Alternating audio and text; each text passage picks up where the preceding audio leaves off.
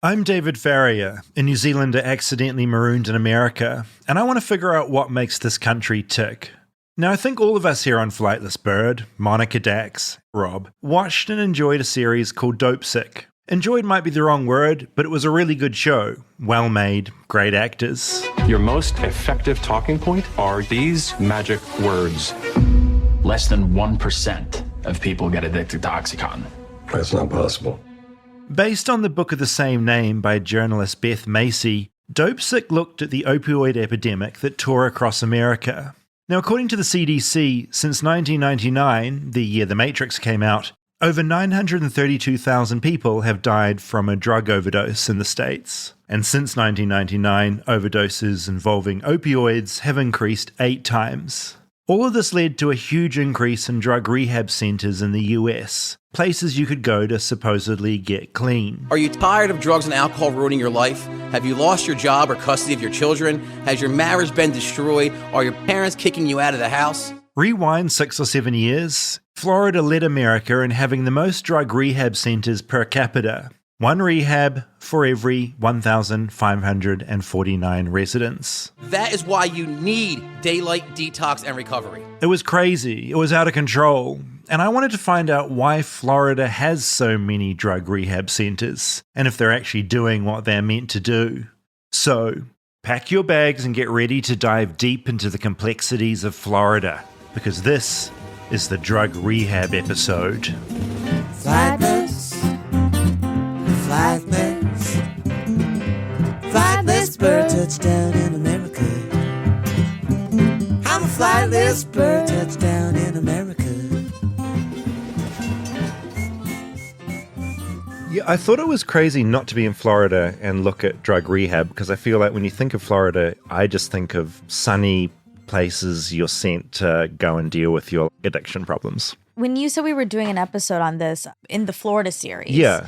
I thought, why? Like, Oh, really? So I it didn't wasn't know like that. a thing. Yeah, right. I know of some drug rehab places, facilities, but they're not in Florida. Yeah, right. So this is surprising to me that they have so many. Yeah, no, there are loads of them. And I was staying in Port St. Lucie, which is about 2 hours north of Miami. My geography's terrible. Okay. So it's on the coast. And I just went to Google Maps and I typed in drug rehab. And all around me, it was just like pop, pop, pop, pop, pop, pop, pop. And you do the same thing in Miami, and they're everywhere. And apparently it's just partly to do with some loose state laws at the time when all this was popping off. And also, like the exotic pets, it's sunny and bright and marketed as this place where you send your teen who can't get off drugs, send them to Florida. And so they all popped up around that. Do we have stats on the amount in Florida versus other places? I get into it a little bit in the doc. Interestingly, what I did find out is, spoiler alert, but there are way less in Florida than there used to be, and more of them are popping up in places like Los Angeles. And a lot of the people that were doing it there have now moved to LA. Okay, interesting. One thing to set the scene that I did quite find sort of funny on this episode is that this whole Florida trip, I was looking for places to stay, and I just used Airbnb. And Port St. Lucie was the place where I really fucked it all up. Because I went on Airbnb, I'm like looking for a place. I put in the price point I want, not too crazy cheap, not too crazy expensive. Yeah. I always go super host because I figure it will be cleaner towels or something. Yeah. And the image was beautiful white sand beach, a really cute looking pastel colored front, reminded me like a little batch you'd get in New Zealand at the beach. Okay. Do you know the word batch? No. It's like do you have cribs? Yeah. Like a little holiday home. Basically. Wait, Cribs. The show? No. Oh. No, so like a The batch. baby carrier? So, the baby no. sleeping place? No. So a batch is a holiday home. By the beach, it's really cute. Oh, I'm it's saying your beach. second home It's a and you call it a second- crib? Yeah, crib is more like, I might be getting this wrong. I'm forgetting my New Zealand roots. More a crib in the South Island. In the North Island, it's more of a batch. Oh my God. So anyway, Okay. my point is, I thought this was a beachside batch. Okay. And I'm really worried about my accent when I say all these words. So I got it, and I turn up, and I drove along this causeway onto an island Hutchinson Island. Okay. And then I drove up some more and I arrived at what I thought was my beautiful beachside vacation house. Batch. And it was a reclaimed, built up fortress that came up out of the water that was basically like an elevated caravan park. And that beautiful thing I thought was a batch was a caravan or an RV that had been made permanent. What do you call those? You know, like Trailer park? It was a trailer park. And the little white beach that I thought was outside the front, because I pictured waking up, open the blinds, like stretch and wander down into the water. Instead, there was just a wall that dropped into like a disgusting ocean. I only stayed there for one night. And the little white sand beach was a private members only thing that you could drive to that I didn't have access to. I bought the brochure. This is the place. So see that image on the front of the cover? Oh my God, David, you fell for this? Yeah. This is obviously a paint. You know, paint on. Yeah, MS Paint. Yes. Someone drew this on paint. Oh my God. Yeah. So that's where I stayed, and it was a real mare, Monica. I mean, it's great to have like affordable housing. That's wonderful, but it just wasn't the image I had of where I was going. Yeah. And that combined with the toilet air freshener kind of smell. My trailer was also sort of designed to look like I was on a boat. So all the windows were kind of round, like I was on like a cruise ship or something. Yeah. Wow. Okay. The population was definitely over the age of 60 that moved there. Competing with the villages. It's trying to be the villages. I guess I'm like setting the scene for this weird little place I was at Okay, while I was so you doing were this drug feeling- rehab episode. I was feeling a bit unhinged. Yeah. I find this topic very heavy, but it's very interesting to me because I had a friend, not Dax, people will probably jump to conclusions, not him, who went to a rehab not that long ago.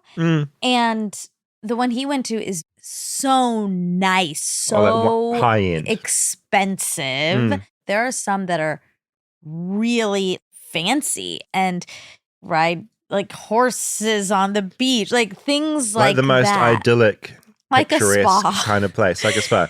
Well, I mean, the cynical part of me is like, obviously, if you've got money, they want it. And the other thing is, if it's nice, you won't leave, and your brain will go, I do want to be healthy. I do want to stay in this paradise. Is that part of it? Just selling it to you? No, it's not a place you can't leave. You have to leave. You want to stay to get better. Oh, I see. Like I it's, you're see like, what you're saying. Wow. You're not like, I didn't want to bust out of here. Yeah.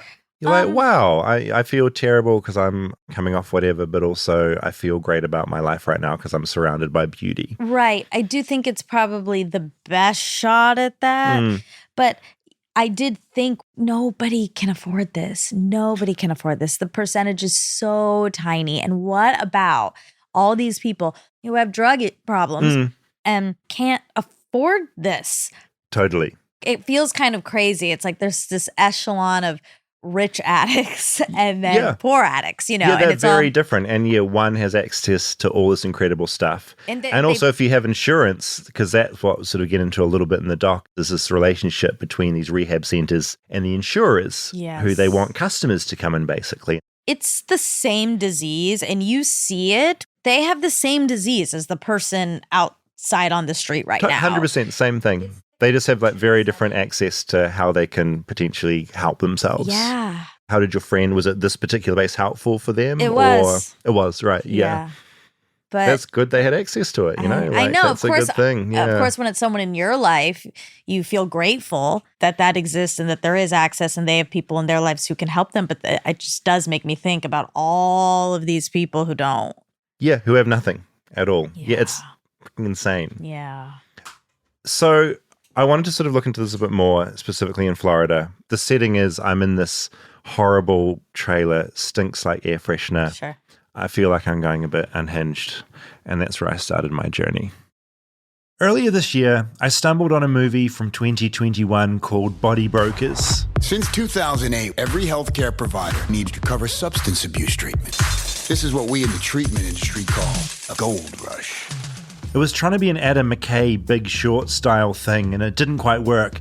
But it was a fascinating take on a multi-billion-dollar industry based around helping drug users get clean. The image that film painted was of a corrupt system, where everyone was cashing in, from doctors to therapists to pharmaceutical companies, and then the detox and rehab centers too.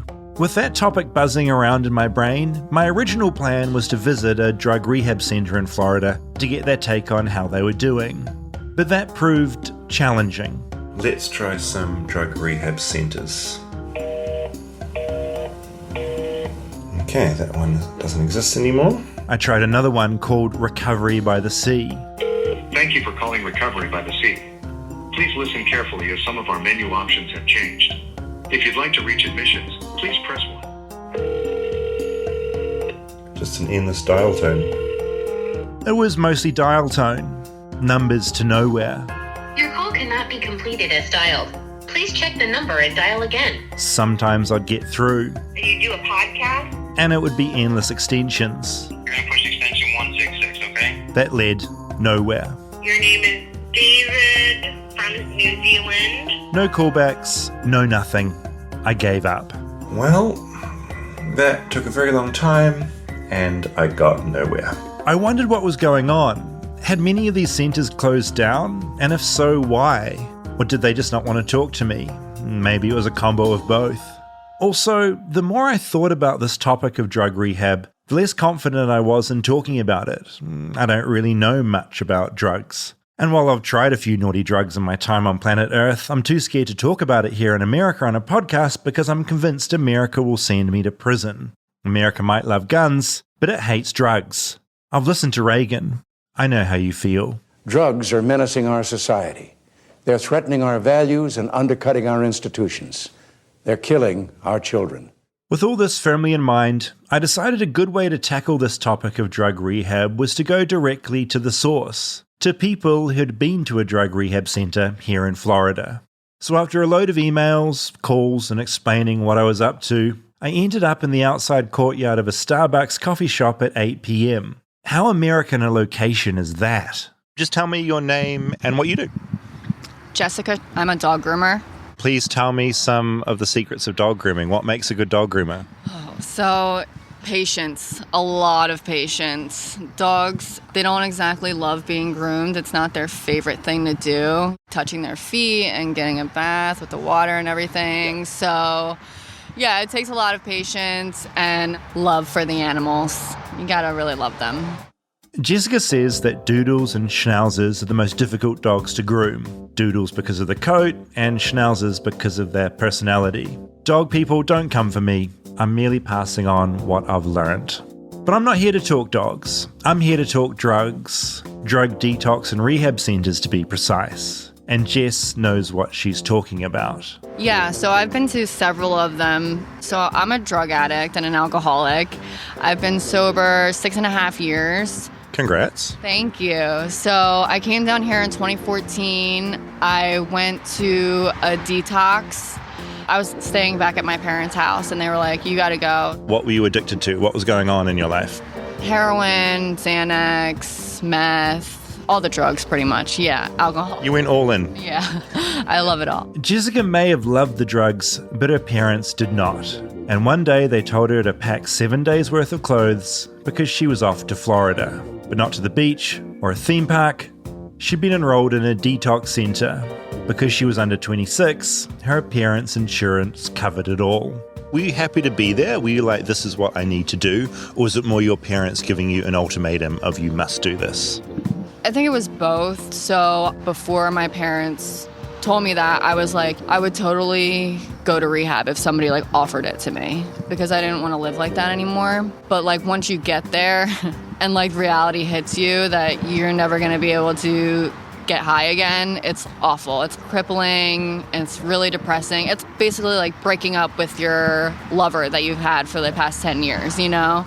So it's like really heartbreaking to say goodbye to that whole part of your life. And like, I didn't know how to live any other way. I'd been getting fucked up for 10 years. I didn't know how to do anything else. So it was really scary too. Scary because she tried to get clean earlier. Before the detox, she'd tried to kick the heroin by seeing a doctor who prescribed her something called Suboxone. So Suboxone is a drug that, okay, how do I explain this? It's basically to like substitute for like heroin, and it blocks the opiate receptors in your brain so that way you can't get high on heroin. You're not dope sick when you're on Suboxone, but you're not getting fucked up. It's just like to make you feel normal. It turns out that before her parents sent her to Florida for a detox, she had tried Suboxone. I had been seeing a Suboxone doctor. Okay, this is like a whole other thing. A can of worms has just been opened. Yes, so I was seeing him for like 7 or 8 months, and he was prescribing me Suboxone, and meanwhile, I was still getting fucked up on like crack, alcohol, Xanax, because you can do all the other drugs, you just can't do dope. Did he cotton on to it, that you were high as a buddy kite? So, no, and then like... Not a very good doctor. No, or he just didn't care. Yeah, he just didn't care because they were getting their insurance money or whatever. One day, that particular doctor wasn't in, so she saw another doctor who drug tested her, and the jig was up. No more Suboxone until she got clean from all the other stuff, which is a problem because she liked the Suboxone by now, plus she was also splitting it with her boyfriend to sell. All that led her parents to ship her off to Florida. She did her 30 days and was then sent to a sober living facility. In her case, an apartment building where she did outpatient therapy. If you relapsed, they would lock you in an apartment for 3 days with no phone, no TV. They gave you 7 movies. Like one of them was The Pursuit of Happiness. Don't ever let somebody tell you you can't do something. Not even me.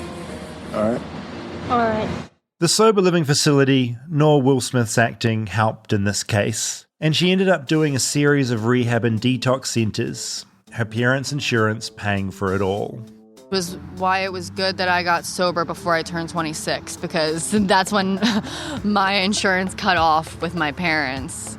There's a lot of people down here who ride that wave until they're 26. They just Florida Shuffle. Yeah, it's called the Florida Shuffle, and they just go from treatment center to treatment center to treatment center to treatment center. Because, I mean, you get like 3 hots and a cot. And then a lot of places you can get fucked up in between. Eventually, her Florida Shuffle slowed and came to a stop. She got sober and stayed sober. She says getting involved in a 12-step program was everything for her. It was a community and support. She didn't know how to be an adult, and so she got help with her grocery shopping and cooking from new friends she had made in the program. Now, as I'd gone to get another flat white from Starbucks, that's a type of very dairy-fueled coffee popular in New Zealand, Jessica's friend had joined us. So I did not get sober till I was 40, so I have been to treatment centers all over the United States. She had experienced the Florida Shuffle too, going to her first detox center when she was 26. She was a regular customer. Treatment isn't there to get anybody sober. It's just there to get you detoxed and get you more comfortable and get back into life. Like, you got to do something afterwards. So I've been to really bad ones, I've been to really great ones, and I honestly think it's almost sometimes the people that work there that make the difference. Like Jessica, her story also ended happily. She's alive and drug-free and at Starbucks. But I'd take this life over any other life. Any day. I have grandkids and I got to be at all their births. I got, like my son was in the Army and I got to go to his graduation. You know what I mean? Like, I would have never showed up before.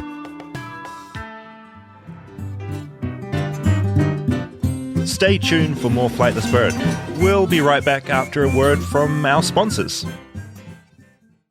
Flightless Bird is brought to you by Athletic Greens. I've said this many times, but I have Athletic Greens once a day, every day, and it's made in New Zealand, so I believe it's the best because purely it's from New Zealand. Well, I think it's amazing because it is amazing because it has a ton of vitamins and super adaptogens and stuff, and it's made you healthier. Yeah. And me. When I first came to America, because I wasn't eating vegetables, I got something that was like this product, but it wasn't it. And I stirred it up and it didn't dissolve properly. And I sort of projectile coughed it all over the wall. I know. You've said that before, and the visual is tough. It's disgusting. My point is that's the opposite with AG1 because it mixes in and it tastes really, really good. Also, you're absorbing 75 high-quality vitamins, minerals, whole food source superfoods, probiotics, and adaptogens to help you start your day right. And it supports your gut health as well. It does taste really good. Yeah, and it's just easy. For someone like me that has a terrible diet, it's a dream come true. Right now, it's time to reclaim your health and arm your immune system with convenient daily nutrition. It's just 1 scoop in a cup of water each day. That's it. No need for a million different pills and supplements to look out for your health. To make it easy, Athletic Greens is going to give you a free 1-year supply of immune-supporting vitamin D and 5 free travel packs with your first purchase. All you need to do is visit athleticgreens.com/flightless. Again, that's athleticgreens.com/flightless to take ownership over your health and pick up the ultimate daily nutritional insurance. Flightless Bird is brought to you by HelloFresh, which is a revelation for me because it's getting me away from takeout food, which I do way too often here in America. With HelloFresh, you get farm-fresh, pre-portioned ingredients and seasonal recipes delivered right to your doorstep. And it does more than just get you delicious dinners. You can take your pick from 40 weekly recipes, and you can also choose from over 100 items to round out your order, from snacks and easy lunches to desserts and pantry necessities. And everything arrives in one box on a delivery day that you choose, so your week can be super organized. No more scouring the grocery store for that one specific annoying ingredient, which is wonderful music to my ears. And it's cheaper than grocery shopping, and also music to my ears, it's 25% cheaper than takeout. I use HelloFresh because I like not having to think as much. The hard work's mostly all done for me, the shopping and a lot of the pre-meal prep. Plus, I'm eating way more healthily as it's not takeout. Go to hellofresh.com/bird16 and use code BIRD16 for 16 free meals plus free shipping. That's BIRD16, 16, for 16 free meals. Holy mac, sweet 16. How American is that? HelloFresh.com/bird16. Code BIRD16. HelloFresh, America's #1 meal kit.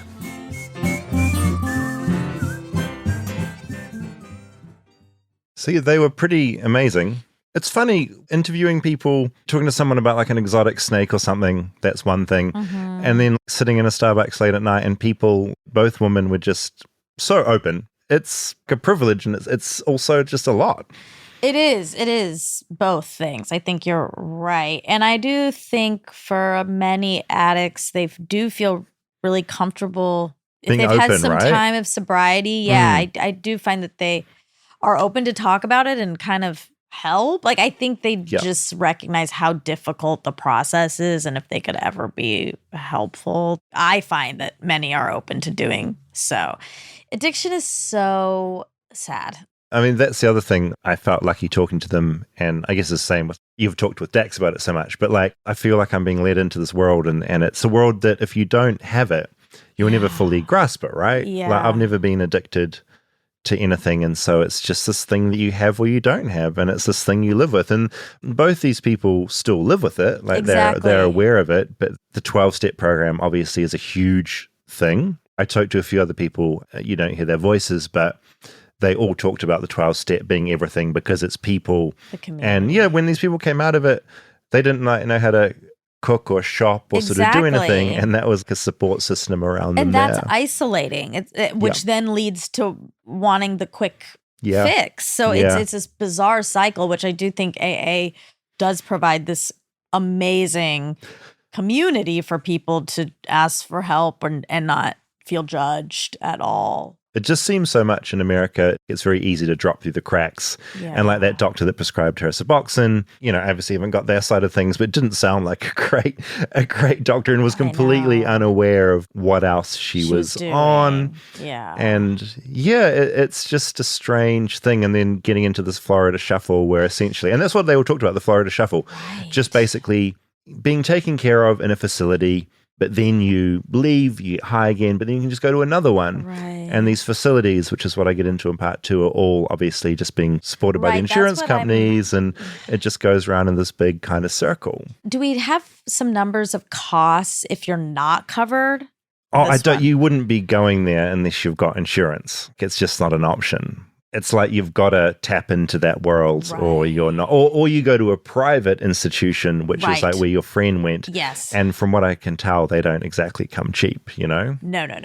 I should know about this, but I don't. But I imagine there are, surely in some states, some like publicly funded places you can get help. Right. But going on the state of America, I think any of them would be completely slammed and just not even an option for most people because the problem's so big, right? Looks like an inpatient rehab typically costs about $6,000 for a 30-day program. Well-known centers often cost up to $20,000 for a 30-day program. Anywhere from $12,000 to $60,000. It's so much money. It's nuts.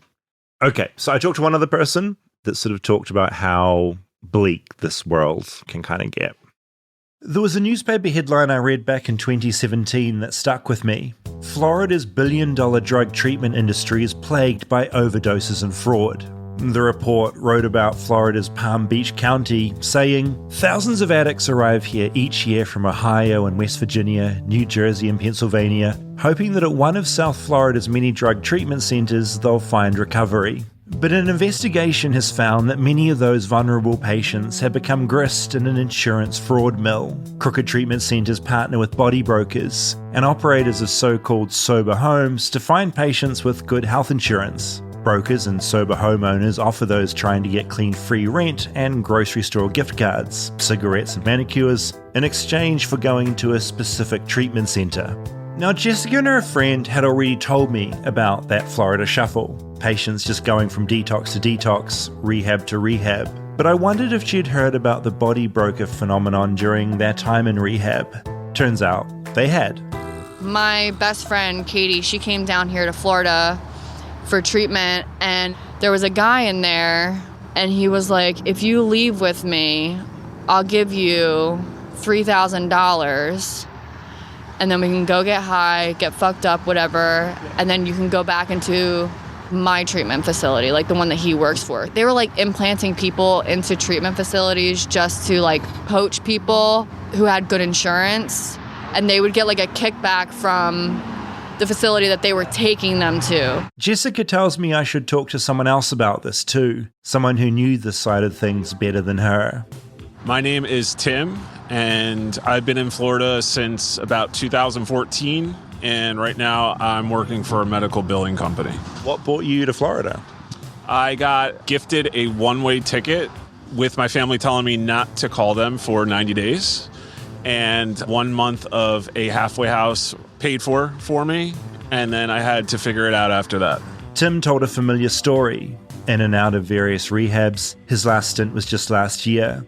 It was strange talking to him because I was sort of worried and talking about drugs with him I'd somehow send him back into it. But he said he was fine to talk, and like Jessica, had good people around him. There was a lot of what they call patient brokering. Just an easy example, if you worked at a treatment center and I was relapsing and you had my phone number and you said, come to treatment, I'll buy cigarettes for you the whole time. And then you, as the person that worked at the treatment center, which we would call a marketer, we get a cut of my insurance payments from the treatment center because you're getting me in and they're getting you money. So that's how you make your commission. Yeah. That happened to people that you knew? It did. And another quick example is me saying I want to go back out, I'm really going to relapse and telling people, and then finally I have a marketer say, hey, if you really want to go out that bad, do it quote unquote safely, and I'll give you $500, and then call me in a week, and then we'll get you back into treatment. People would get manipulated into doing that. 6 years ago, things were at peak bad. As America's opioid crisis grew, South Florida's rehab scene was booming. People came for the sun and the treatment centers, which were becoming increasingly corrupt. A state attorney at the time who was prosecuting some dodgy rehab said, there's no incentive in sobriety, the money's all in relapse.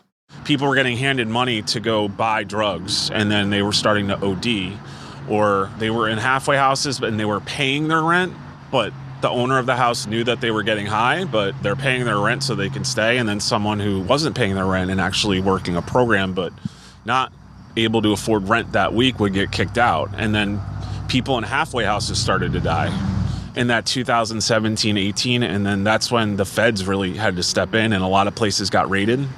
The government got in place, and it was just wild.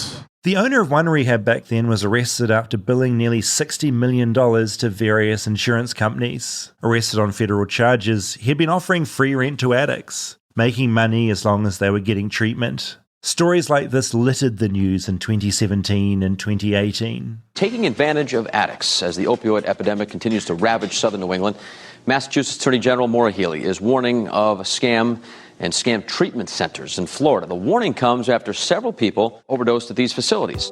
Tim tells me from what he's observed here in Florida, things have changed for the better. The authorities have cleaned things up somewhat. Most of the rehab centers that remain in Florida have cleaned up their act. Loopholes have been tightened.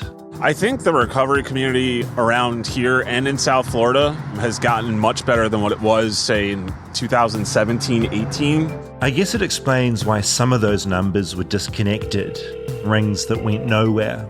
They were the bad ones, and a lot of them are gone. Which is not to say the problem isn't moving elsewhere.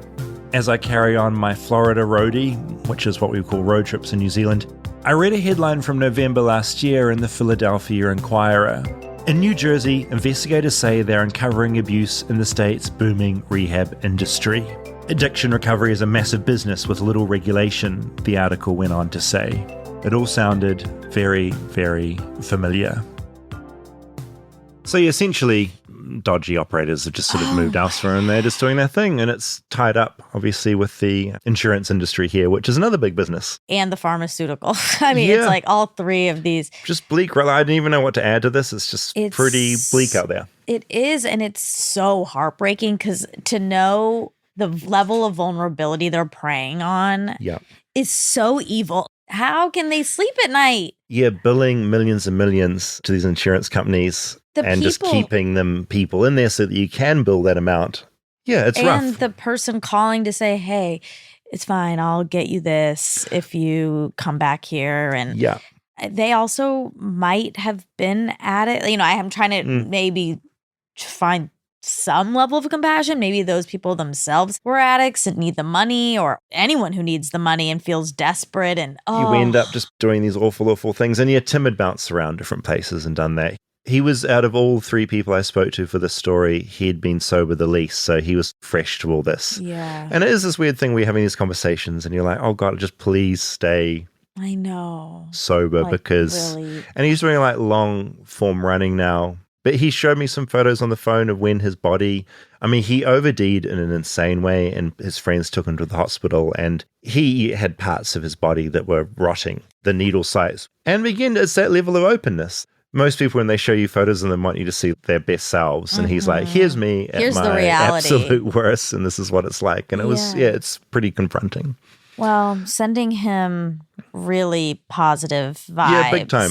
Yeah. They were all pretty wonderful. And all had a very surreal conversation while at a Starbucks as people were just getting their late night coffee. It was a very surreal place to be. I'm impressed by anyone who can do it. I really am. Totally. It's incredible. And they all had each other's backs, which is cool. But yeah, Florida. What a state. Florida, you did it all. I did all the things. I survived. I came back. I really like Florida. It's a bit of a mess, but I enjoyed it. It's such a fun microcosm there. And you really tapped into a lot of the good Everglades, spots. Gladesman, a lot of animals, a lot of animal content. Yep. World's largest retirement village, Epcot. 120,000 old people, Epcot. What a place. What a place. And I think I've definitely become more American, I would argue, a lot out to Florida. I think it's one thing to be in Los Angeles. It's another thing to be in the middle of a swamp in the Everglades. Yes, I think you could never really call yourself American if you haven't been to Florida. Yeah, completely. So you at least check that box off. I think deep into the heart of Texas is the next plan. And that'll just further solidify also, DC. things. The capital. The big old C. Yeah, you were there recently, right? I was, yeah. It's Do you like it there? It's a great city, yeah. I picture a lot of people in suits walking around. I loved it. I think I said already, but I really loved that it was an industry town that I wasn't in. Yeah. So I could really observe in a way that you know, this is an industry town here in LA, but I am in that industry. Oh, this is a whole other thing. Immersed. I want to see all the monuments. I want to see the White House. There's the Smithsonian. There's a lot to do. They've got the big statues of the men, don't they, and the steps. A lot of flags Are you flying. talking about Mount Rushmore? Mount Rushmore's not in DC. That's where's Mount Rushmore? It's in Wyoming or North Dakota or something. The big, the big faces. That was a funny thing to do. That's American, isn't it? It is. Should go there. It's in South Dakota. South Dakota. Okay. Yeah. All right. Well, Florida was great, and thanks for taking us through. Thanks for coming on this trip. Thanks for putting up with all the animals. And I think it's just nice to be reminded that America is vast and big. Insane and wild and good and bad and wonderful and terrible all at the same time. All of it. Yeah. Love it. Bye, guys. Bye.